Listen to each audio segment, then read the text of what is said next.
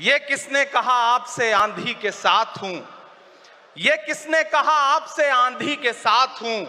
मैं गोडसे के दौर में गांधी के साथ हूं।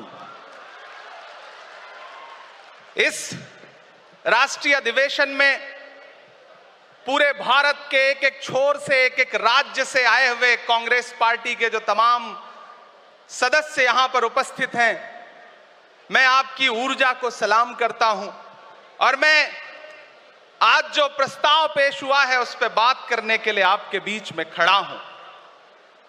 एक ऐसा मुश्किल दौर है जब सत्ता में बैठे हुए सत्ताधीशों ने नफरत को अपना परमानेंट हथियार बना लिया हो। ऐसे समय में कांग्रेस पार्टी देश के हर कोने में जा करके मोहब्बत की बात कर रही है, प्यार की बात कर रही है। और इस जो कार्यक्रम का नाम है वो न्याय पथ है। न्याय पथ यानी कि इंसाफ का रास्ता। और उस इंसाफ के रास्ते पर अपने अतीत की विरासत को संभाल करके, संजो करके लेके चलता हुआ एक ऐसा न्याय का योद्धा जिसका नाम राहुल गांधी है, जो हम सब के लिए प्रेरणा का स्रोत है। मैं गुजरात में खड़ा हूं, जो महात्मा गांधी का गुजरात है, जो सरदार वल्लभ भाई पटेल का गुजरात है। तो मैं इस गुजरात में खड़ा होकर के अपने अतीत और अपने वर्तमान को मिलाता हूं तो मैं ये महसूस करता हूं और फख्र से सोचता हूं कि मैं वो हूं, मैं कांग्रेस का अदना सा एक वो सिपाही हूं जिसकी जड़ें जाकर के महात्मा गांधी से मिलती हैं और जिसके कदम जाकर के राहुल गांधी से मिलते हैं। मैं सौभाग्यशाली हूं कि मैं कांग्रेस पार्टी का एक अदना सा सिपाही हूं। साथियों, मैं कोई लंबा चौड़ा भाषण करने के लिए नहीं खड़ा हूं, बस आपसे यह कहना चाहता हूं, ये जो न्याय का पथ है, हम सब इस न्याय के पथ पर चलने के लिए संकल्पित हैं। हमारा समर्पण इस न्याय के पथ के लिए है, हमारा संघर्ष इस न्याय के पथ के लिए है। मेरे भाई शशि थरूर जी बोल रहे थे, सचिन पायलट जी ने बोला, हमारी बहन गेनी बहन ने बोला, उसके बाद इमरान बोल रहा है। इन चार नामों में ही आप ये पाएंगे कि उत्तर से लेकर के, दक्षिण से लेकर के, गुजरात से लेकर उत्तर प्रदेश तक कांग्रेस यही तो है। कांग्रेस यही तो है, देश को समेटने और एकजुट करने का नाम कांग्रेस है।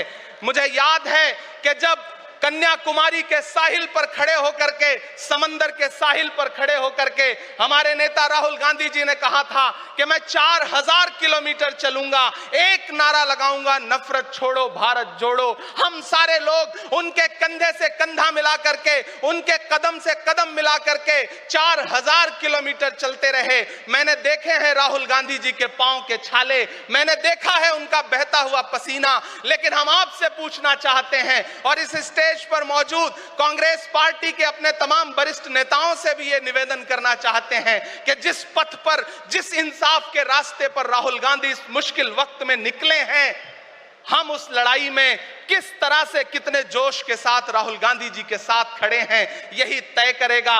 राहुल जी ने कहा है कि अगला निशाना, अगली जीत, अगला राज्य जहां कांग्रेस पार्टी जीतेगी वो गुजरात होगा। तो याद रखिए कि हार तब होती है जब ठान लिया जाता है, हार तब होती है जब मान लिया जाता है, जीत तब होती है जब ठान लिया जाता है। अगर हमने ठान लिया कि जहां से आज सत्ता के शीर्ष पर बैठे हुए लोग नफरत परोसने का काम कर रहे हैं, असमानता का काम कर रहे हैं, संस्थाओं को कुचलने का काम कर रहे हैं, उनके खिलाफ अगर हमने उन्हीं जड़ों में जाकर के मेहनत की, हिम्मत दिखाई, तो मुझे पूरा यकीन है कि जिस तरह अंग्रेजों के खिलाफ लड़ते हुए कांग्रेस पार्टी ने इस देश को स्वतंत्रता संग्राम के जरिए आजादी दिलाई थी, तो यह लड़ाई भी उस स्वतंत्रता संग्राम से कम नहीं है। उस लड़ाई का नेतृत्व महात्मा गांधी जी कर रहे थे, तो इस लड़ाई का नेतृत्व राहुल गांधी जी कर रहे हैं और हम सारे लोग राहुल गांधी जी के साथ खड़े हैं। हो सकता है कुछ लोग इस सफर में, इस मुश्किल सफर में छोड़ के चले गए हों,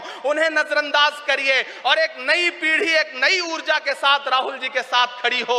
मैं तो कहना चाहता हूं कि कांटे गुल के साथ नहीं चल सकते हैं, बुज़दिल खुल के साथ नहीं चल सकते हैं। रास्ते में जो छोड़ गया उसे जाने दो, सब राहुल के साथ नहीं चल सकते हैं। आप सारे लोग, हम सारे लोग और इस देश के लाखों लाख करोड़ों करोड़ लोग राहुल गांधी जी के साथ खड़े हैं। और यहां खड़ा होकर के इस देश के पिछड़ों को, आदिवासियों को, दलितों को, अल्पसंख्यकों को मैं सबको भरोसा दिलाते हुए इतना कहना चाहता हूं कि मेरे भाई, कांग्रेस ही है जो आपकी असली लड़ाई लड़ रही है। मुझे वो दिन याद है कि यह सरकार जब एक बिल लेकर के आई तो रात के 3 बजे भी आदरणीय सोनिया गांधी जी राज्यसभा में मौजूद थी इस देश के लिए, इस संविधान के लिए लड़ाई लड़ने के लिए। और राहुल गांधी जी भी लोकसभा में मौजूद थे उससे एक दिन पहले।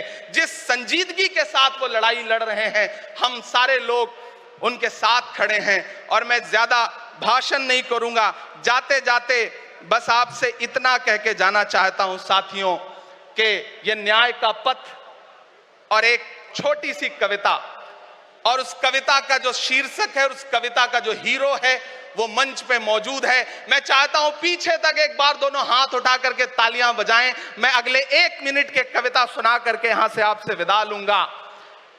कन्याकुमारी से जो सफर शुरू हुआ था वो अहमदाबाद तक लगातार जारी है और आगे भी जारी रहेगा। और कल ही राहुल जी परसों बिहार से लौटे हैं, तब यह कविता मैं सुनाता हूं कि उदास मौसम बदल रहा है, उदास मौसम बदल रहा है, धुएं का पर्वत पिघल रहा है, दिलों में लावा उबल रहा है। सुबह सुबह जब हुजूम लेकर सफर पे निकले तो यूं लगे है कि जैसे सूरज निकल रहा है। वो चल रहा है, वो चल रहा है। वो कह रहा है कि नफरतों से जो दिल है टूटे मैं जोड़ दूंगा। एक नारा नफरत छोड़ो भारत जोड़ो, एक नारा नफरत के बाजार में मोहब्बत की दुकान खोल ली है। वो कह रहा है कि नफरतों से जो दिल है टूटे मैं जोड़ दूंगा। वो कह रहा है हर एक दरिया, हर एक तूफान को मोड़ दूंगा। सुनो सितमगर, न समझो डर कर मैं अपने लोगों को छोड़ दूंगा। सितम की गर्दन मरोड़ दूंगा। सितमगरों की हर एक ख्वाहिश, हर एक साजिश कुचल रहा है।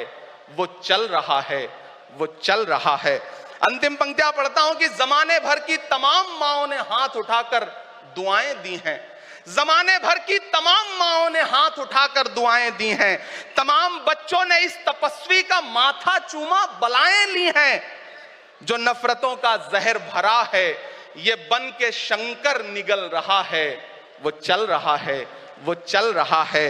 मोहब्बतों की किताब लेकर, लबों पे अपने गुलाब लेकर, मोहब्बतों की किताब लेकर, लबों पे अपने गुलाब लेकर, सुनहरे रंगों का ख्वाब लेकर वो आया है इंकलाब लेकर।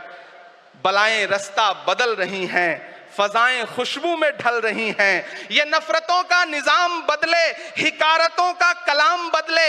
अगर ये रहबर नहीं बदलते तो अपना लहजा अवाम बदले। अंधेरे बेचैन दिख रहे हैं, कोई जो है इस अंधेरी शब में मशाल की तरह जल रहा है। वो चल रहा है, वो चल रहा है, वो चल रहा है। बहुत बहुत आप सबको धन्यवाद दूंगा। साथियों, आपने जिस जिंदा दिली से सुना उसके लिए आपका बहुत आभार। न हम सफर न किसी हमनशी से निकलेगा, हमारे पांव का कांटा हम ही से निकलेगा। वतन की रेत मुझे एड़ियां रगड़ने दे, मुझे यकीन है पानी यहीं से निकलेगा। बहुत बहुत शुक्रिया।